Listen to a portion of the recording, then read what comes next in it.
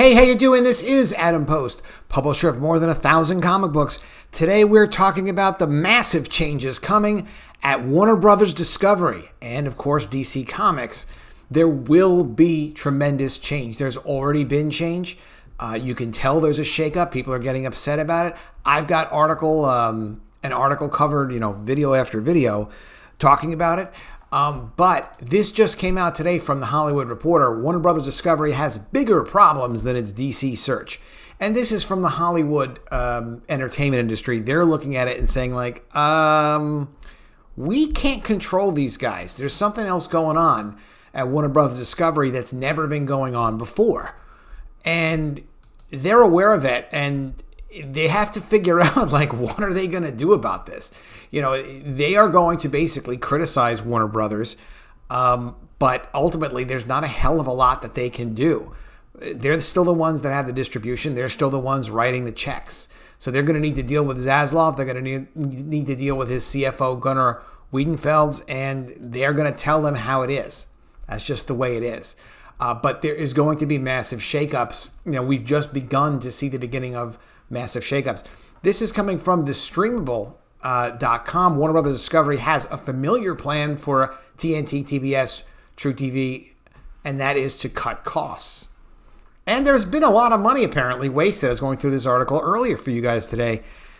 They're spending all kinds of money on new content that really isn't justified by the cable channel. So you get to that and you see it's not just in one place. It's not just in another place.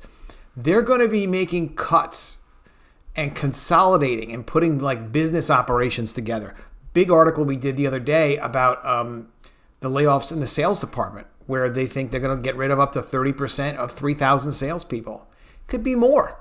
They're also not going to be rehiring after people retire. But just basically to say, we don't feel like hiring this person, firing that person, but we're not replacing them. So it's if I was to leave my work and nobody replaced me, what would that say about what, my work was? There's another article here in seekingalpha.com. Warner Brothers Discovery, gold mine disguised as a junkyard, abandoned by AT&T. So this is an interesting article, and we're going to really focus today on the Hollywood Reporter one. There's a lot in there. But just to touch on this one, here's why this guy, Howard J. Klein, is saying, you should buy Warner Brothers Discovery stock right now. So the stock is at $13.68 at the time of the article. Now, I'm not telling you to buy stock. I can't give you good financial advice except to say, don't mess up your personal credit. Don't ever do that. That I will give you as good financial advice. But look what he says here about Warner Brothers Discovery and their management. Despite its mountain of debt, Warner Brothers Discovery stock is cheap in our view because we see into the decisions of its new management. That's the Zasman and Gunnar.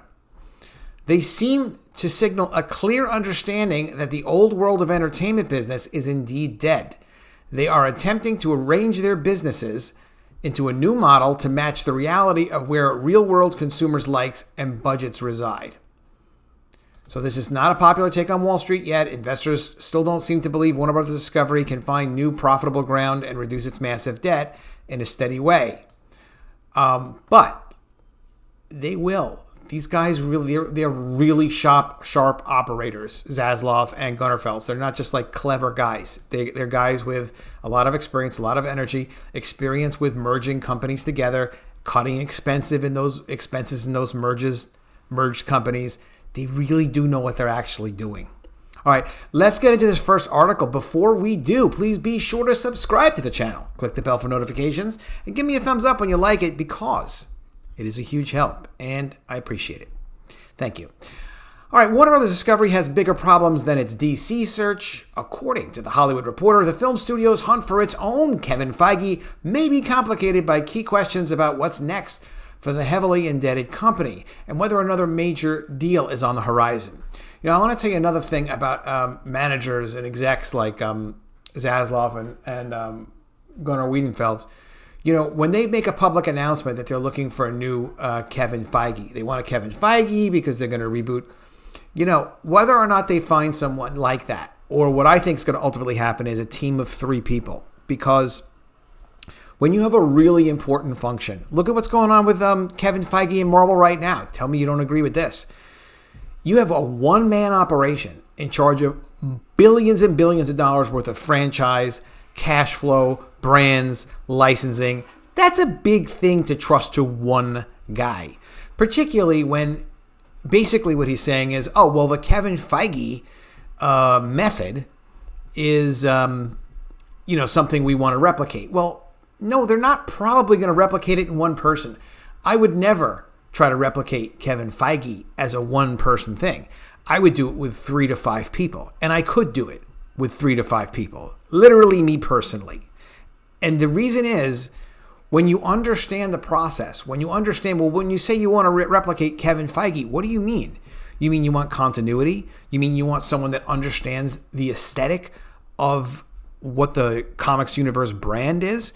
You mean you want someone who is able to be, energetic and communicate with talent and producers? Keep in mind too, Marvel was known for being cheap. They're not like we weren't paying big upfront money to people. And to a large extent, they were like, well, it doesn't really matter who we put in the costumes. It was only after they had huge success that they had to start to kind of pony up more and more and more money. But the point is, it's about not who Kevin Feige is as a person, because you're never going to replicate Kevin Feige of 10 years ago or whatever that you'd want as a person. It's the functions that he did, as a producer and as leading the creative to get it to where it needed to go. But since it was only one person doing one function, not a team, not a unit of people performing that function, it made it such that when Kevin Feige got too rich, too woke, too interested in his own personal legacy, that he evolved out of trying to focus on merit and even true financial success, and just decided like, no, I'm going to become the best producer of all time, and this is how I define that, and it has nothing to do with only being profitable. He has goals way beyond what his goals used to be when things actually worked out for the Marvel Cinematic Universe. You can check out my previous video. I just recently did this about how woke Feige killed Marvel, essentially. All right, let's get on with the article. And let me know what you think of that in the comments below. Do you see it as one person, really? You think you're going to photocopy a Kevin Feige? Or do you think you're going to identify what it is that you think is great about Kevin Feige and what he was doing correctly for the Marvel characters and the planning of the Marvel films and the interaction with the talent that they recruited for the early Marvel films? I mean, could you have picked a better actor for Iron Man? Could you have picked a better actor for Thor? I mean, some of these things that he did were absolutely fantastic. And he didn't do it all on his own, but he coordinated it. He was the guy. That's why they need a team. In early August, 2 days after David Zaslav terminated his brief honeymoon with Hollywood by dumping the HBO Max film Batgirl, the Warner Bros. Discovery CEO was still sounding confident about the future of one of the studio's most important properties. You look at Batman, Superman, Wonder Woman, Aquaman. These are brands that are, Green Lantern too, that are known everywhere in the world, Zaslav told investors. We have done a reset. We've restructured the business where we're going to focus, where there's going to be a team with a 10-year plan focusing just on DC. Now, what's interesting here is he did say team, just like I said team. The messaging by saying we want another Kevin Feige will ultimately be like, to just let everyone know change is happening. Change is happening. We're going to have a focused, tight plan, and all the universe's aesthetics, all the branding, everything's going to be coherent. There's going to be continuity. And whether it's with one Kevin Feige or, as he said previously, a team, it's going to happen. So get ready for it. So get your head straight. That's what it tells, their staff. There are thousands and thousands upon tens of thousands of staff. But the declaration of the DC reset was premature, supposedly. Zaslav is continuing to meet with prospective candidates to lead the effort, but surprising to no one, he has not found a Kevin Feige clone. A negotiation with producer Dan Lin, we covered that too, became public, possibly due to a meeting that was held outdoors in plain sight because of a Warner Bros. Discovery consultant, Alan Horn's COVID-19 concerns. I mean, at this point, probably relax the concerns a little bit.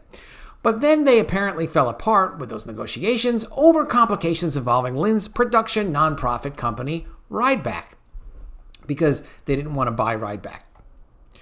Or they didn't want to put a high value on it. And they also didn't want his distraction with this Rideback company. Meanwhile, DC Film, the other thing too is, you don't want to have, when you have a key person, they need you. You know, you can't have like, oh, this guy's got all these other things going on. You're not going to have any control over that person anyway. They become too independent. So, you know, it wasn't going to work out with this Dan Lin. Meanwhile, DC Films president Walter Hamada called his lawyer. Oh, poor Walter. After watching Batgirl get pinned and listening to Zaslav talk about the bright future under superior but unnamed leadership. Poor Walter. Film studio... Hey, Walter, you should have stood up somehow and said, no Batgirl. That's your fault. That's why he's on the way out, probably.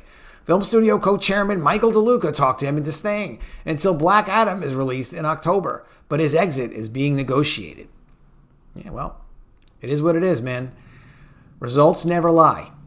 At this point, it's hard to think of any strong candidate to run a DC silo, and there'll be several reasons to wonder why anyone with a decent career would want the job.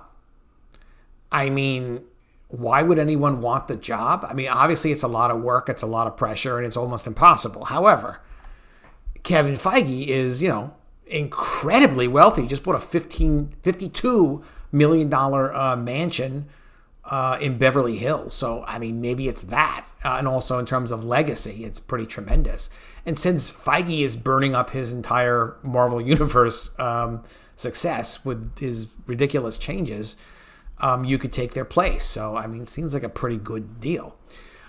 By now, Zaslav has made enough moves to reveal that despite that extensive goodwill tour, because Zaslav, I think it was the Beverly Hills Hotel, he was there and he met with a lot of high-profile people and agents or whatever to let them know he respects talent. You know, that's true, but it is all still about money. He is exactly the tough boss that former Discovery insiders described when the Warner Media Discovery combination first made the news. And with CFO Gunnar Wiedenfels working to slash the staggering $50 billion plus in debt, the company is content creators wondering publicly what happened to material that disappeared from the streamer without a word of warning, while insiders sent out resumes as layoffs roll. And yeah, anybody who's an insider, particularly if you know you don't actually contribute a lot to the company at Warner Bros. Discovery, they do need to get their resumes out or come up with some other plans. Or a lot of them are rich anyway, just retire. But they're coming for all of them. All of them. The layoffs are going to be cataclysmic. They just have to be, because the organization as it was not designed to be efficient. It was designed to basically support creative teams. Not creative teams, but creators. You know, they talk about how they did Cry Macho for, Dirty Harry actor Clint Eastwood, even though they knew it wasn't going to be a money loser. And it's like, okay, so we lost money on the movie. We paid Clint Eastwood money. We tied up all of our people working on producing it, promoting it, trying to distribute it, doing accounting related to it. And like, all of those people need to be fired. All of them need to go. They have to all go. Why? Because what are you doing? It's like, no, we're not here just to support the creative community. Everyone can do their own independent projects now. They don't need Warner Brothers losing money for them. They can produce, and Clint Eastwood's wealthy. He can finance his own vanity projects if he wants to. And that's good. But not at Warner Brothers Discovery, not when they have debt to pay, and not when they're trying to run a business and make a ton of money. Thank God they're focused this way.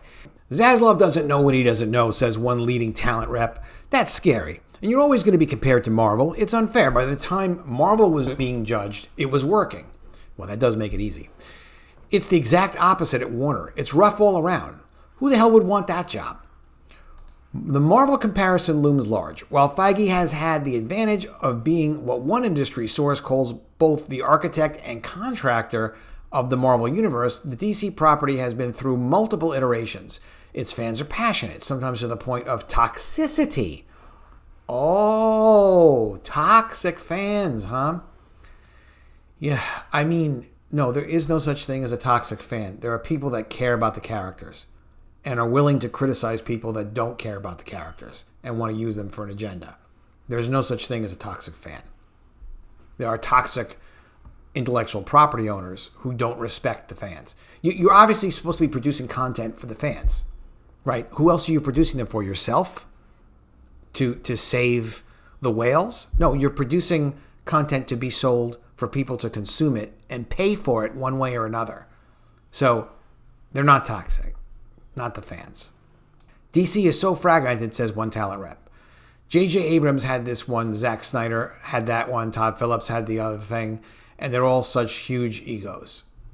All of these issues pale next to the biggest question hovering over any top job at Warner Bros. Discovery. How long will this gig last? The company is grappling with that heavy debt load, $50 billion plus, and skeptical investors.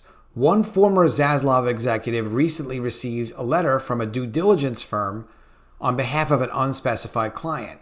That is like a private investigator, essentially, asking for his evaluation of Zaslav's leadership style, strategic plans, and likelihood of success. That could suggest various possibilities: a potential acquirer digging around, a dissident shareholder sniffing for weakness, a hedge fund trying to place a bet, so much uncertainty.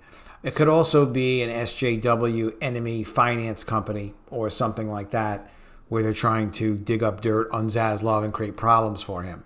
I would put that probably at high on the list, because he's destroying the social justice agenda at Warner Media and at DC Comics soon. You'll see it soon, because it doesn't sell. They even admit it doesn't sell. They keep saying, 50 years from now, 100 years from now, you're going to want to have this change. Like, well, no, it's not making money now. So Congress, I did a video of this a couple of weeks ago. Congress is talking about going after Warner Brothers Discovery for supposedly being a monopoly for not doing enough focus on diversity. I mean, they have a lot of enemies because they're just going against the grain, and thank God they are. Given the company's daunting challenges, it has become accepted wisdom at the highest levels of the industry that another deal waits in the wings for Warner Bros. Discovery. Okay, so what they're talking about here is they think that someone's going to buy Warner Bros. Discovery. Do I think they will? I think there's at least a 50-50 chance that somebody buys the company in, you'll see when, like they're going to say April, right here, April 2024, after then. And I'm not happy about that, but I think it's very possible. For reasons related to the complicated structure of that merger, no negotiations can happen until April 2024. They can have polite conversations, but they can't get serious about it. The reason is there were certain tax advantages that were given to AT&T and Discovery when the deal was done for the merger. So they're supposed to not have another transaction until April 2024 because they had their spinoff officially in April of 2022. But at that point, many industry observers believe that Comcast Brian Roberts will make a long-awaited move looking to combine NBC Universal with Warner Bros. Discovery. That deal would face some interesting antitrust issues, but would also give his company scale and a viable streaming service, meaning Universal, NBC Universal. Quote, obviously Peacock sucks, says one executive with knowledge of both companies. There are some good synergies. I'm sure Roberts is licking his chops because the stock is so low. And I think that's Zaslav's endgame. Get the place sold. I don't agree necessarily, because especially like John Malone, who's a big shareholder, he's never been about like, let's just sell the company. Let's quick sell for cash or something like that. Never been about that. They want to manage things well. They want to manage them profitably and hold on to the value. Get the place sold, supposedly. Roberts and NBCU CEO Jeff Shell met with Zaslav and board members John Malone during the Allen & Company gathering in Sun Valley last July, but given the rules against plotting any combination, that was no doubt just a friendly get-together. A Warner Bros. Discovery spokesperson responds, we're building Warner Bros. Discovery for the long term, and I'm sure they are. That will improve the company almost forever. We'll see how long it goes. Many top industry execs are so convinced a deal will happen that some are pre-mourning an event that may never happen. People feel like it's right pre-mourning.